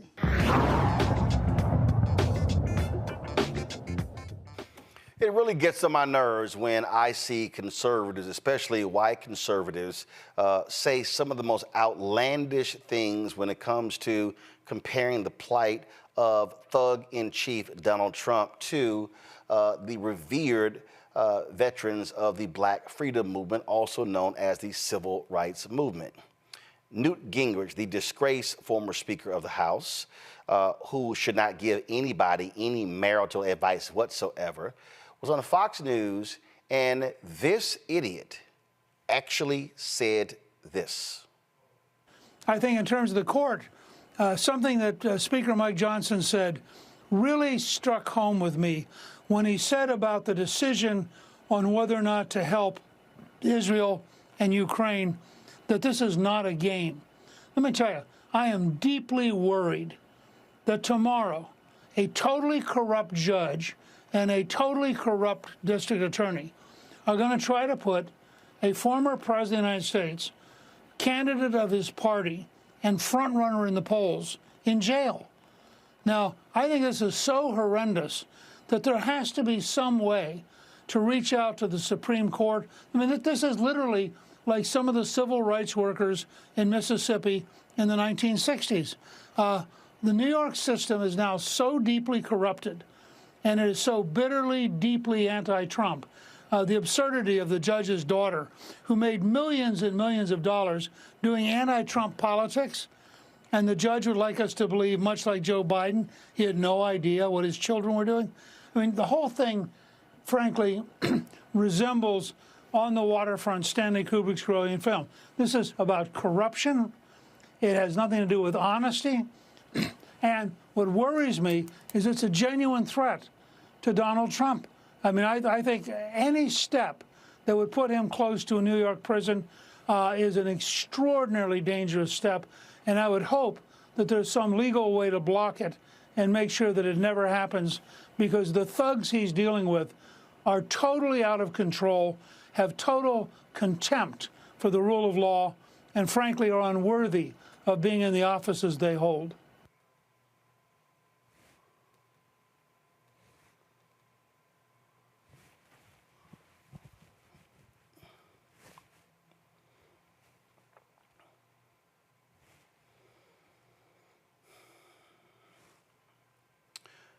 Newt Gingrich literally said on Fox News with a straight face and compared what this rich, privileged, demon-possessed individual, Donald Trump, is dealing with in a New York City courtroom is akin to what civil rights workers went through in some of the most brutal conditions of racial hatred in American history. Cheney, Schwerner, and Goodman were beaten, shot to death, mutilated, bodies disposed. What's crazy is that when the FBI was searching for their bodies, they uncovered other bodies of folks who had been disposed of. When we start talking about the homes of black people that were blown up in Florida, in Mississippi, in Alabama, numerous places, when we talk about folks who were brutalized, who were sodomized, who were sexually assaulted, who were lynched, who had their private parts cut off, you actually have the audacity to crap on their legacy by comparing them to this charlatan who comes to court in a blue suit and a long-ass red tie, who comes in with Secret Service protection, who goes and sleeps in his 10,000 square foot home, who travels to Florida on his private plane to Mar-a-Lago to pal around with a bunch of other rich-ass folks and celebrate giving them tax breaks? You, Newt Gingrich, a so-called historian, literally goes on Fox News and tries to compare what this shameless individual who paid off a porn star who he cheated on with against his wife, had his attorney Michael Cohen make the payments, a man who has lied, who has cheated on his taxes, who tried to overturn an election, who continues to lie about the election, and you have the audacity to compare him to black civil rights workers and white folks of conscience around the country who were fighting for the right to vote. Black people who were prevented from being a part of the Democratic delegation at Atlantic City in 1964. The folks who were shut out of public office all across Mississippi. The people who were condemned, who were chastised, who had their crops destroyed, folks who were thrown in jail. When you talk about some of the most heinous things, when you had black young folks put in Parchment prison, when you had a young black woman who was viciously beaten so bad, her face was double the size of her face normally. Her eyes were almost coming out of her head. Her lip was busted, and all she could simply say was freedom. When they sang songs in jails, when they came up missing, when parents prayed that their kids would come home every single night out of fear, they would run into Klansmen. You, Newt Gingrich, you have the audacity to invoke those people. Shame on your punk ass for having the gall to raise that. Of all the things that black folks have done in this country, putting lives on the line, and this sorry, no good son of a bitch who couldn't even go to the war because he faked so-called bone spurs in his feet. The man who has shamed POWs, the man who has spit on the folks who have died, according to his former chief of staff, John Kelly, when he wouldn't even go to their graves. You literally raised that? When Army veteran Medgar Evers was shot and killed, assassinated, getting out of his car, and he died on his doorstep with his wife and children, yelling and screaming, and it was Byron Della Beckwith who actually did it. You literally said that crap?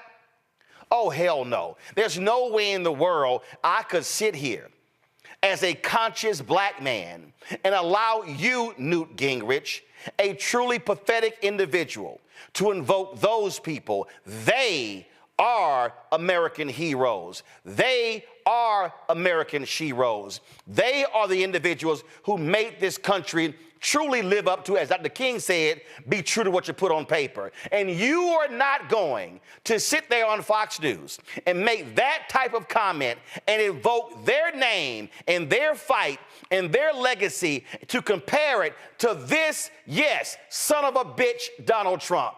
Because that's exactly what he is. That man has no morals, no values, no principles, no ethics. He stands for nothing. He fights for nobody. He only cares about himself. And you sit here and actually say somebody needs to call the Supreme Court to put a stop to this? I thought y'all cared about law and order. I thought y'all cared about what's right. Y'all sure as hell kept wanting to put Hillary Clinton in jail. But I hope everybody now understands what we're dealing with. So all y'all folk out there who are like, hey, you know what? I kind of like Trump. When DJ Academic sits there and interviews Donald Trump Jr. and talks about, oh, I like how he talks tough. That man don't give a damn about you or nobody else. And Newt Gingrich, you say that? Nah. You are not going to even remotely associate those heroes with this gutless piece of crap. And that's who Donald Trump is. Mustafa. You know, Donald Trump is devoid of light. It's like a black hole that continues to pull everything because its gravitational pull becomes stronger and stronger and stronger because it's feeding on the energy around him. And for Newt Gingrich, who has been around for a long time and who has actually seen talented individuals who may have been in the Republican Party, to continue to uplift this individual who, as you said, cares about no one, speaks volumes about where their party currently is and how if they don't begin to address it, that it will continue to unravel this country. So, you know, there's nothing wrong with being supportive of a party if it is not doing things to deconstruct, to bring havoc to actually put people's lives in danger. You know, Donald Trump has never had to sacrifice for anything, but has sacrificed many individuals for his own personal gains.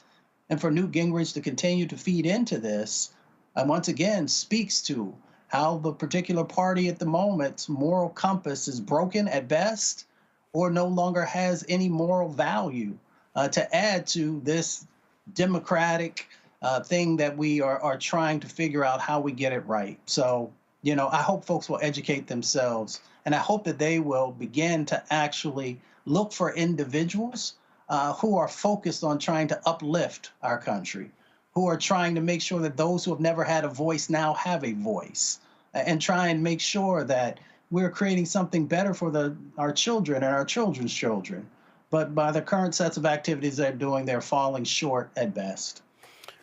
Donald Trump has absolutely no redeeming value whatsoever, Joy. Not one.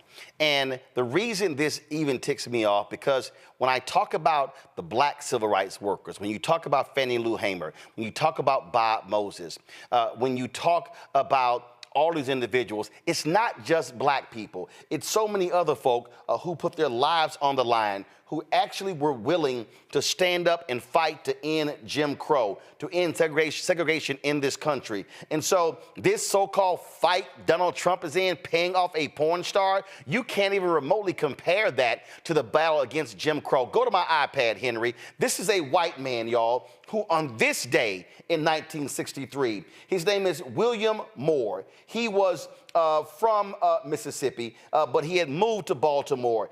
He was found dead, as you see right here. This is from the Equal Justice Institute. On April 23rd, 1963, William L. Moore was found dead on U.S. Highway 11 near Attala, Alabama, 4 days shy of his 36th birthday. He was a white man in the midst of a one-man civil rights march to Jackson, Mississippi, to implore Mississippi Governor Ross Barnett to support integration efforts. He wore signs that read, "End segregation in America, eat at Joe's, both black and white, and equal rights for all, Mississippi or bust." He was a resident of Baltimore, a member of the Congress of Racial Equality. On his first protest, he walked to Annapolis, Maryland from Baltimore. On his second march, he walked to the White House. For what proved to be his final march, he planned his walk from Chattanooga, Tennessee to Jackson.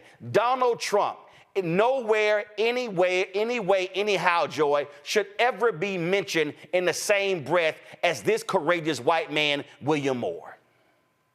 That's right. And keep in mind, Newt Gingrich was an older man. So he's not talking about a bygone era that he doesn't remember. He was a contemporary of some of these civil rights leaders, champions, people who marched, or who was immediately their junior, right? Immediately the inheritor of that generation. And while he often tries to erase it from his resume, he started off as a Rockefeller Republican, right? A more moderate Republican, the era that we don't even think about now. Mr. Rockefeller would be appalled at who he has become, and would have known at that time, as the young Newt knew at that time, that Donald Trump and anyone in his league, including the current version of Newt Gingrich, are not fit to utter the names across their lips of any of the people who died, who fought, who bled, who cried during the civil rights movement. He ought to be ashamed of himself. John Quayle, he's from Georgia. He knows better. Now, if he wants to look like a fool and go defend Donald Trump, I don't care. You can do whatever. But what you're not going to do is invoke civil rights workers in Mississippi in the 60s and nobody say a thing. Listen, that was another difficult thing to watch, right? Because the civil rights movement, you know, Donald Trump has, during the course of his campaign, has made references about why the blacks support him, right? Is because he is facing discrimination by all of these lawsuits. However, the civil rights movement, we were fighting for basic humane rights, right? The ability to walk in the front of a restaurant, the ability to be able to sit and eat at a restaurant with people that look diverse to us, right? The ability to attend universities, to be a part of anything, right? To be able to do, we were fighting to be able to do anything, to even be able to drink from the same water fountain as someone else, right? And amongst others, you know, you have Emmett Till, which was a teenager that was castrated and dragged by vehicles. And so, you know, it's very difficult to watch. It's very insulting to even make that comparison. For the two shouldn't even be in the same sentence, because you're comparing someone who is privileged and someone who has committed crimes, allegedly, right, until he's found guilty. And he's going through the criminal justice system like everyone else that commits crimes. But you can't compare these crimes that he is being prosecuted for with us fighting for basic human rights. There's nothing similar. Nothing. And frankly, you know, the fact that there are any types of mentions that Black people support him because of the discrimination that he's facing is, it's a horrific thing to even have to listen to or to watch. Oh, well, actually, it's insane. All right, folks, I got to go to a break. We come back. We're going to talk about David Mamet and his outlandish take on DEI. Wait till I play for y'all what he had to say. And I got a couple of things to say to him as well. But before we go to that, when I had my last book signing, I, of course, had my book, White Fear, How the Browning of America is Making White Folks Lose Their Minds. And so folks stopped me and they said, Roland, I want to get all your other books. Well, the reality is the other books are all out of print except the book that I did on the election of President Barack Obama. It's called The First President Barack Obama's Road to the White House. And I told the folks, I said, you know what? I said, let me go back and check. And so we got about 500 copies of the book available. And so this actually is all of the coverage of the 2008 election. But the other thing is this here. I talked to folks like Malik Yoba, Hill Harper, Erica Alexander, Kevin Lau, Spike Lee, Tatiana Ali. There's a lot of behind the scenes stuff in here as well, where I talked about some of the stuff that went down at CNN. Also, when you go through here, a lot of the photos that you see in here, photos that I actually shot, photos that were my time at CNN. And so what I decided to do, because one, I published the book and I own it myself, is that so I said, you know what, I'm going to slash the price to $10. And so we're going to have shipping and handling $5.99. I'm going to personally autograph every copy. So if you actually want to order this book, I'm going to personally autograph every single copy. I'm not reprinting the book. So once we are sold out of these 500, that's it. They're gone. I'm not going to reprint it again. So you can go to RolandSMartin.com/the-first to get a copy of this book. And as I said, everybody who orders this book through the website, not on Amazon, only through RolandSMartin.com, I will personally autograph and mail you a copy of this book. And so, as I said, it's all of the coverage, the actual interviews that I did with him. And just to show you, of course, when it came out, there's actually even in here the interviews that I did with him and Michelle Obama, which won TV One cable networks its first 2 NAACP Image Awards. And so all of that for $10. Shipping and handling is $5.99. So if you go to RolandSMartin.com/the-first, again, I got 500 copies. After that, that's it. I will not be publishing anymore. And again, this is for the folks who kept stopping me and they said, hey, I would love to get your other books. And so go to RolandSMartin.com/the-first and order your copy today. Back in a moment. When you talk about blackness and what happens in Black culture, we're about covering these things that matter to us, speaking to our issues and concerns. This is a genuine people-powered movement. There's a lot of stuff that we're not getting. You get it, and you spread the word. We wish to plead our own cause too long have others spoken for us. We cannot tell our own story if we can't pay for it. This is about covering us. Invest in Black-owned media. Your dollars matter. We don't have to keep asking them to cover our stuff. So please support us in what we do, folks. We want to hit 2,000 people, $50 this month, raise $100,000. We're behind 100,000, so we want to hit that. Y'all money makes this possible. Check some money orders. Go to P.O. Box 57196, Washington, D.C. 20037-0196. The Cash App is $RM Unfiltered. PayPal is R Martin Unfiltered. Venmo is RM Unfiltered. Zelle is Roland at RolandSMartin.com. Fanbase is pioneering a new era of social media for the creator economy. This next generation social media app with over 600,000 users is raising $17 million, and now is your chance to invest. For details on how to invest, visit startengine.com/fanbase or scan the QR code. Another way we're giving you the freedom to be you without limits.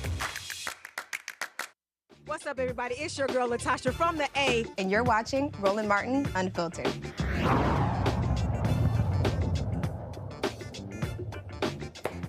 Isn't it amazing to keep listening to white men whine and complain about diversity, equity, and inclusion? Well, recently, screenwriter David Mamet did so at the Los Angeles Book Festival, and he really sounded like a complete ass with his whining. And so I saw this story and I said, oh my goodness, we got to go ahead and play for this because I got a few words. Check this out. You sort of allude to the idea that it's possible that the sort of pendulum has shifted too far, and that, you know, there are people who say agree with you who are sort of boxed out because of the sort of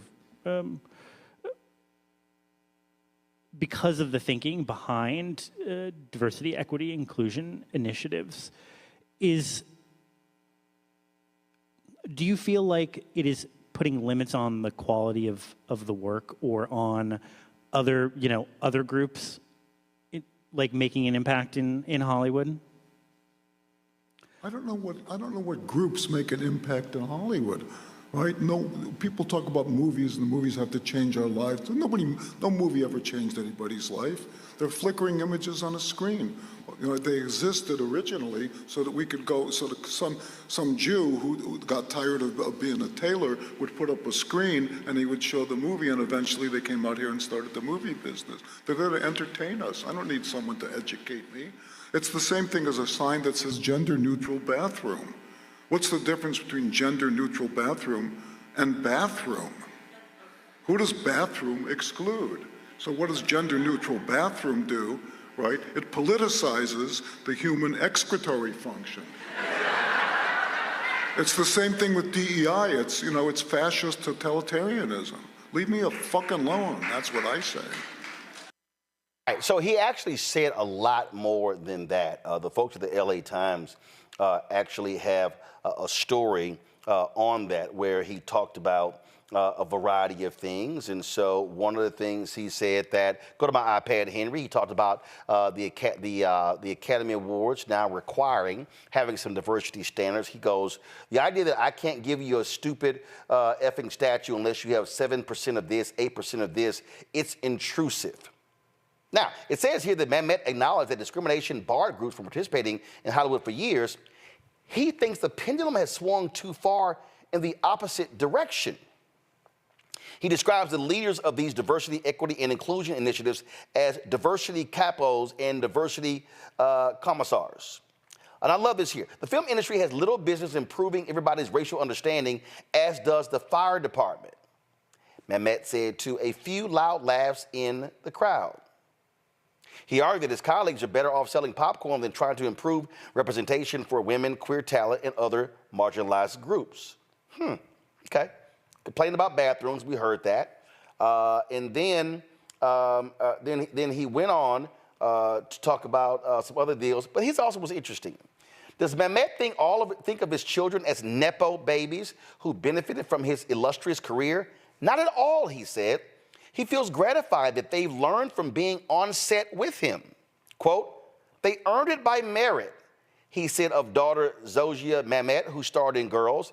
They haven't benefited from any type of privilege, he said, and he thinks that DEI initiatives are taking away hard-earned opportunities. Quote, nobody ever gave my kids a job because of who they were related to. Okay, allow me to unpack this. So I'll start here. You heard in the clip, he talked about how a Jew created Hollywood, how they came out west. In fact, there's a book that's really a great book, which is an award-winning book. It's called An Empire of Their Own. It's how the Jews invented Hollywood. Fantastic book. Takes you through the history of Hollywood. But you know what's going to happen when you read that book? You're going to read about how those same founders of Hollywood actually had considerable racism in Hollywood. How they froze out African Americans, not just in front of the camera, but behind the camera.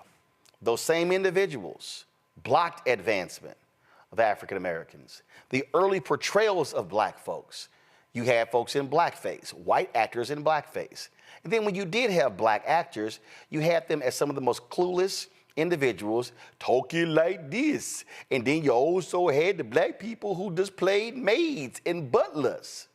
Yep, that was that same Hollywood. And those things continued through the decades. You begin to see these things change when you begin to see advancement with civil rights. But see, here's the thing that's interesting that you would think a screenwriter who's 76 years old would understand. Do you realize that movies and music is really America's greatest export? What I mean by that is, as we do this show right now, there are people who are watching this show who are not in the United States.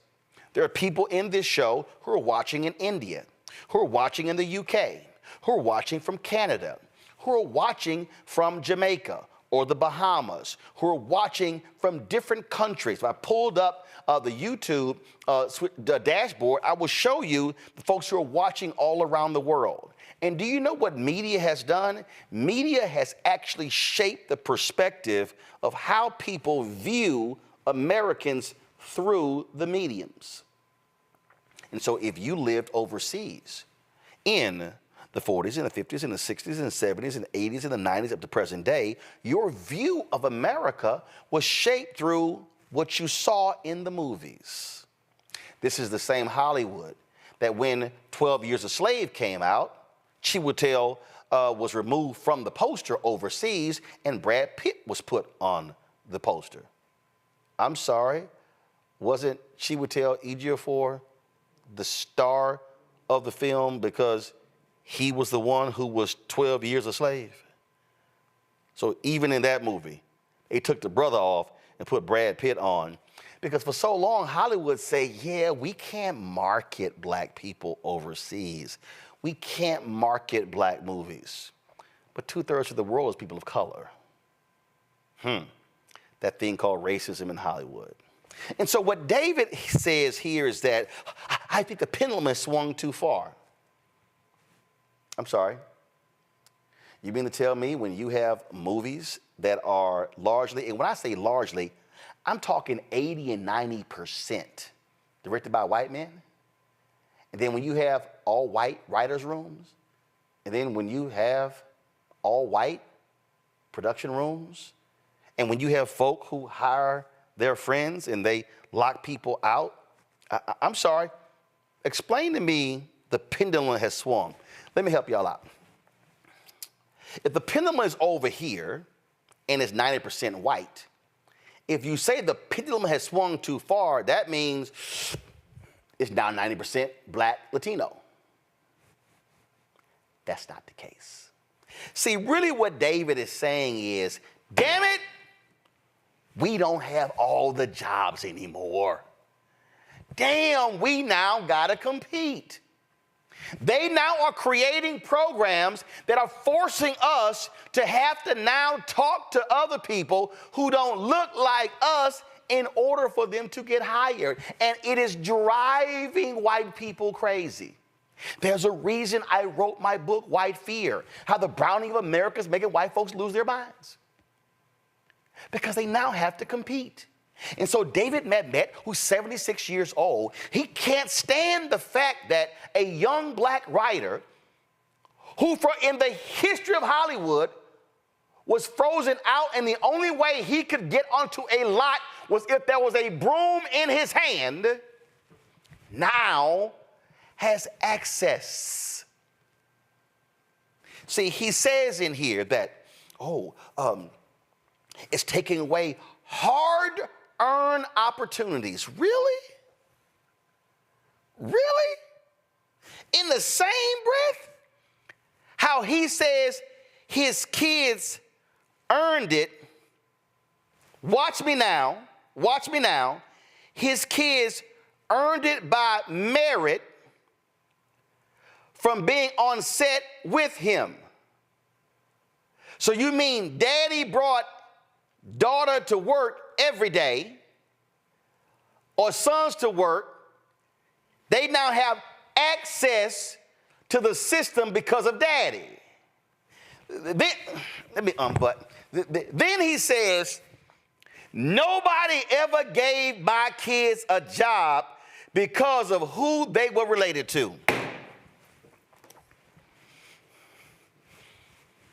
Do y'all understand that the best way for you to get a job in the NFL to be a coach is to be related to one? The tree of NFL coaches that are sons and nephews of other coaches is tremendous. It even happens in the booth, the broadcast booth. Phil Simms, followed by his son Chris Simms, who flamed out at quarterback, but now he's a top announcer. Multiple folks named Albert who are announcers. Multiple people named Buck who are announcers. How many black people, David, have an opportunity to come to the set every day? And let's just be real. David Mamet, I think that's how his name is pronounced, is a legendary screenwriter. Are you trying to convince me that if your last name was Mamet and you asked for a meeting in Hollywood, the first question they would not ask is your daddy David? You damn right you're going to get a meeting. Oh, you're probably going to get a meeting because you're going to receptions and parties with your daddy, and you now are meeting the elite of Hollywood. You're now meeting the folks who greenlight films. You're now meeting the folks who produce films. You're meeting the folks who direct films. And so there's no doubt that they are going to hook up David Mamet's daughter with an opportunity because of who her daddy is. And see, I love this here. I love this. They learned from me. They learned from me by being on set every day. Quote, they earned it by merit. Michael Jordan had sons. He's arguably the greatest basketball player ever. They sat next to him every day. They went to games with Michael Jordan. Michael Jordan's sons can't play like Michael Jordan. So this idea that just because your kids came with you, just somehow that makes them amazing and highly talented because they came to work with you. But see, what the David Mamets don't want to confront is your family is getting the hookup because of you. And Hollywood is all about the hookup. Who do you know? What the Mamets cannot stand. See, I'm staying on that. The pendulum has swung too far. Y'all, this is the pendulum. This is how far it swung. Oh, let me go back. This is the pendulum. This is how far it swung. Not here, not halfway, not here, not here. It was here, and it swung right here. Oh, They're taking away hard-earned opportunities. What the haters of DEI don't like is that they have had this thing to themselves. Y'all, I'm in the media business. You think I'm lying? If I ask Henry to come out here right now and say, Henry, you worked in production for 30 years who in D.C., you've worked at all of these places, NBC, ABC, CBS, C-SPAN, all of these people. When we had the TV One show, y'all, during TV One, we contracted the studio out with News Channel. And I was in there one day. Now, mind you, we're a black-owned network. And I'm sitting here, and I had to ask the question, why is nearly everybody I see as a technician non-black? Now, we had a couple of black folks who ran cameras, but the folks in audio, the folks in video playback, the folks in lighting, the folk in other areas of production, there were very few black people. Because you know why? Because so-and-so would say, well, I got a buddy. I got a buddy. I got a buddy. That's how jobs get filled. We've frozen out of those economic opportunities. Very few African Americans. Look, I'm going to be straight up. When we launched this show, all of my audio technicians were black. I said, Henry, you got to tell my man he gonna go have to hire some black people to train them how to do audio. Here's my whole point. You cannot change the game unless you bring in folk, and you can't depend on folks' good nature to do it. John Landgraf, who is the president of FX, he said that. I've talked about him beforehand. John Landgraf saw it. He said, I cannot have 90% of my showrunners and directors being white men. He said, quote, I love my white men. He said, but my job is to produce content for a diversified audience. If all of my content, if all of my writers, my showrunners, my directors are coming from the same perspective, then I'm not going to be able to appeal to a broader audience, and they will not be able to watch my shows. Therefore, my ratings will not be able to go up. My shows will not win awards. I will not be able to generate ratings. I will not be able to increase advertising, and then I'm going to be out of a job. So John Landgraf said, this got to change. Within a year, numbers had changed. Because you know what happened? Because they were forced to do so, they were forced to go talk to women, white women. They were forced to go find black folks and Latinos. Chris Rock called out Lorne Michaels at Saturday Night Live. Chris Rock said, y'all keep going to the same two places to get the same people to be on Saturday Night Live. Y'all go to Second City, or y'all go to the same white comedy clubs. He said, y'all don't go to the black comedy clubs. Y'all don't see the amazing black talent. He said, because y'all keep going to the same people and the same places. Chris said, y'all are gonna have to go to some other places in order to do that. I don't have the name of it right now. Y'all find it for me. But there was a famous black comedy club in Los Angeles. And guess what? All the white comedy clubs, Laugh In, Laugh Factory, that's where all the white comics. The black comics couldn't go there. If you go to Amazon Prime Video, I think it's Amazon or Hulu, my man, Guy Torrey, they have a documentary called Fat Tuesdays.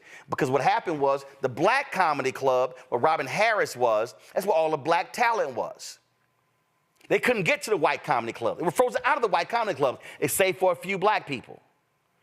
Guy Torrey created Fat Tuesday, which allowed the black comedians to have one night, and for the white talent folk to come see them. That's how many of them got shows. If God doesn't create that, then you don't put them in front of the folk who are picking the people to do television shows, sitcoms, and movies. And also fill writers' rooms.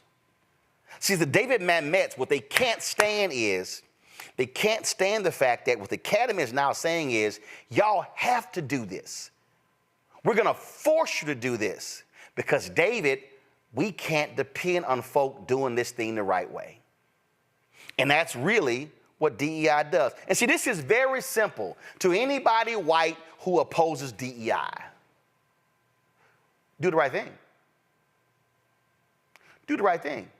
See, now, don't come talk to me about hard-earned opportunities and how some folks getting frozen out when y'all been freezing us out for more than 100 years.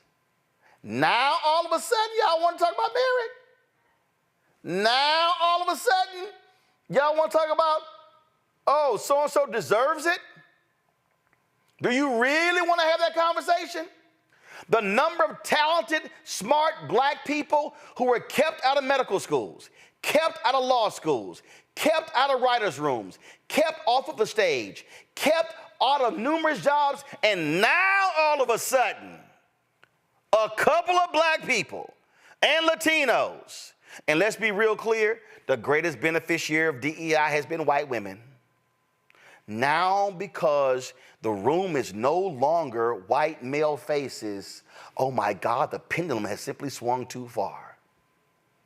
Really? Is that what you're saying?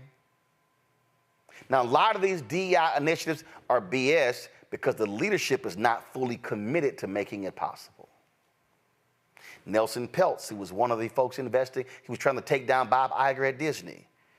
Why do I have to see movies with an all-female cast? Why do I have to see movies with an all-black cast? But your white ass sure didn't mind them black dollars for Black Panther when it hit $1 billion. See, y'all, he was upset because they said, maybe we should start making movies and folk actually see themselves on it and they might be interested.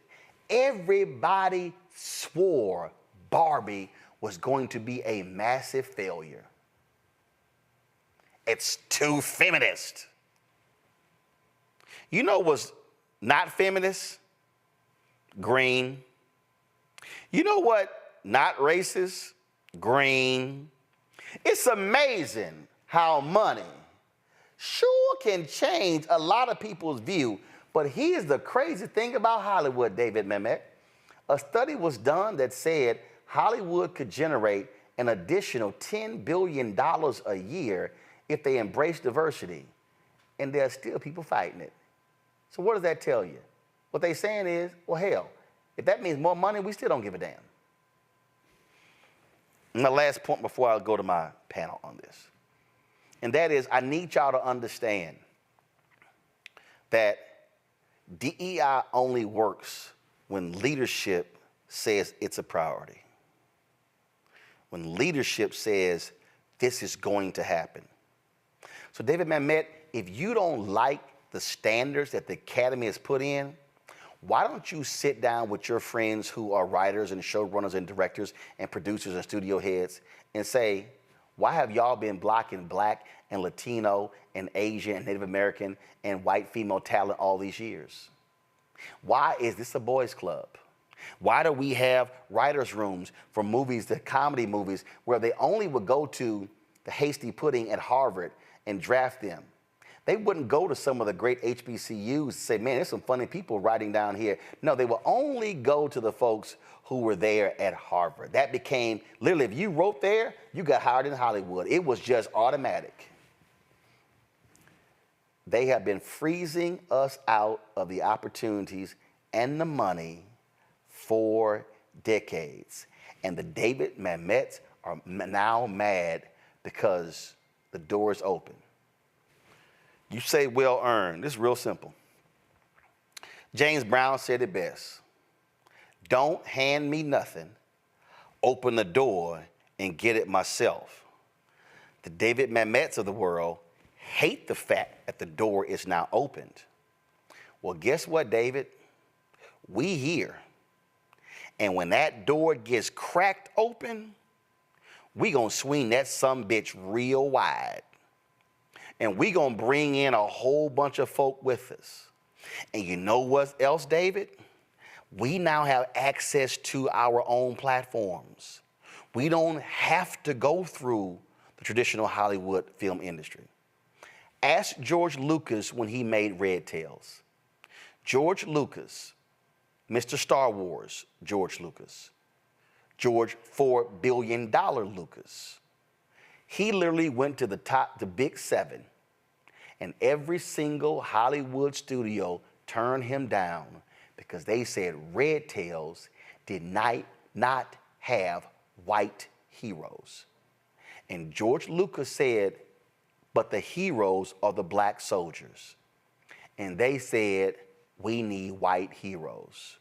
And that is why George Lucas invested $60 million of his own money to finish Red Tails.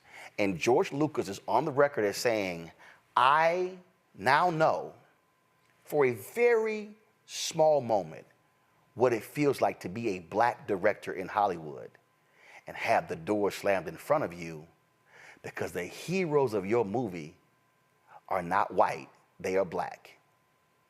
But I guess David Mamet, I guess he didn't read that story. Because probably if you're talking about black subjects, he's not interested. Final comment from my panel. Jonquil, you first. Well, you know, the whole thing with DEI is that there's this assumption that because the door is open, that you lack the skills and the talent to do that job and be the best at that job.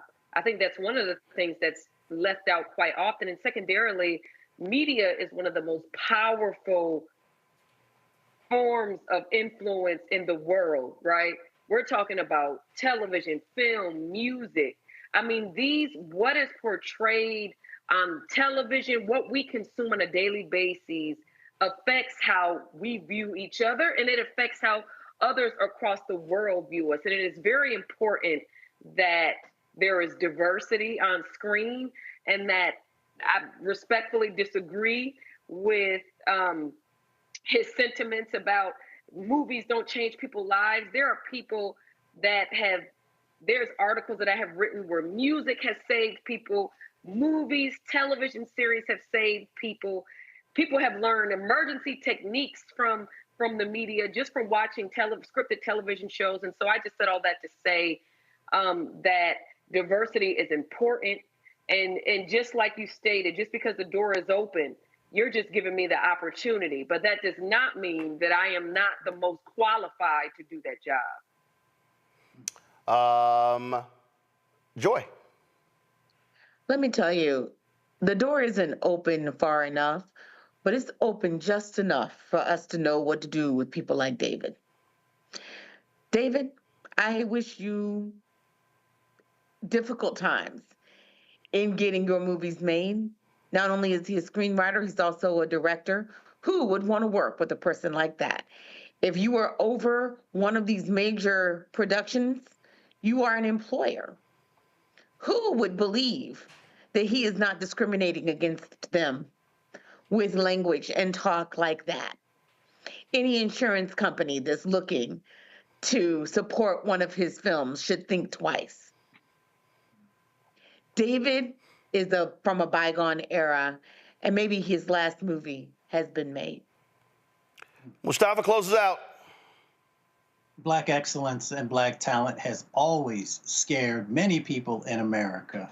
As we came out of the Reconstruction period, then they began to create these films like Birth of a Nation, first one ever shown at the White House, that began to reframe who we are and our experiences and the value that they did not see us bringing to America. Then you fast forward to modern times. You know, we remember the words of Miss Fannie Lou Hamer when she said, "I'm sick and tired of being sick and tired." That is a set of experiences that many people of color in Hollywood had to go through. No matter how talented they were, no matter how excellent they were, they still couldn't get the sets of opportunities. But the pendulum is slowly swinging, and we find opportunities now, as you said, on so many different types of platforms to make sure that people cannot deny the excellence that we bring forward, the ingenuity, the innovation. So as we have always, when we began to make progress, folks have tried to find ways, either both subtly or in your face, to slow that down. But no longer are you going to be able to do that, because we are going to not only embrace our excellence, but we're going to make sure that the world knows it in every form and fashion that it exists. Gotta love it. The pendulum has swung too far. Ah! All right. Joy, Mustafa, John Quell, I really appreciate y'all being on today's show. Thank you so very much. Folks, that is it for us. I went over a little time, but I need to take some time to smack some folks around because I just want y'all to understand this is why this show matters. The stuff we talk about, they not talking about on MSNBC, on CNN, on Fox News. I guarantee you, they wall-to-wall Trump and his trial. I ain't spending that much time on that damn thing. This is why we got to have our own platforms. We got to have our own shows where we own and control, and we are telling our story. Your support is critical. So when I'm asking you to go to get this book, again, we got 500 copies. All that money from here is coming right back into the show. And so you can get, of course, autographed copy of the first. Some of y'all are saying the site is slow. That means a lot of people are on the site. So please take your time. Just go to RolandSMartin.com/the first. When I'm saying, hey, get our pocket squares, whether it's the Shibori pocket square or whether it's the feather pocket squares, same thing. What you do is you go to RolandSMartin.com/pocket squares. The money from that coming back into the show. You also have an opportunity to join our Bring the Funk fan club, folks. And your support is critically important. So you can send your check and money order to P.O. Box 57196, Washington, D.C., 20037-0196. Cash App is $RM Unfiltered. PayPal, R Martin Unfiltered. Venmo is RM Unfiltered. Zelle, Roland at RolandSMartin.com, Roland at RolandMartinUnfiltered.com. And, of course, download the Black Star Network app, Apple phone, Android phone, Apple TV, Android TV, Roku, Amazon Fire TV, Xbox One, Samsung Smart TV. And, of course, as I said, get White Fear, How the Browning of America is Making White Folks Lose Their Minds. Available at Ben Bella Books, Amazon, Barnes & Noble, IndieBound, Bookshop, Chapters, Books A Million, Target. Download the audio version on Audible. Folks, that's it. I'll see y'all tomorrow right here on Roland Martin Unfiltered on the Black Star Network. Watch our content on our YouTube channel. Go to the Black Star Network app as well. I'll see y'all tomorrow. Holla! Black Star Network is here. Oh, no punch! I'm real revolutionary right now. Thank you for being the voice of Black America. All momentum we have now, we have to keep this going. The video looks phenomenal. See, there's a difference between Black Star Network and black-owned media and something like CNN. You can't be black-owned media and be scared. It's time to be smart. Bring your eyeballs home. You dig?